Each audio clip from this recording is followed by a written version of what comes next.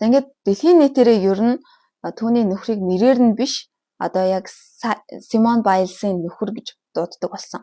За яагаад вэ гэхээр 7 сарын өмнө Байлсын нөхөр Entertainment Tonight гэдэг ийм шоунд орсон. Маш урт хумс өөртөө ихтэй байдлаараа олонний анхаарлыг татаж байгаа.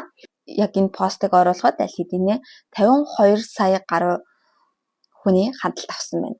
За бас надад нэг сонирхолтой санагдсан зүйл нь Майкл Филлипс гэдэг одоо өмнөх аврагна гэсэн 4 минут 3 секунд 84 дойлын амжилтыг үзүүлж ирсэн бол Леон Маршан 4 минут 2 секунд 95 болгон ахиулж Олимпийн цоошин рекордыг тогтоож чадсан.